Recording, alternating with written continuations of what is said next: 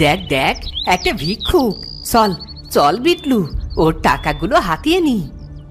হ্যাঁ হ্যাঁ, চল চল, ওর থালায় তো দেখছি ভালোই টাকা আছে। সাহায্য করুন, আমাকে 2 টাকা দিয়ে সাহায্য করুন।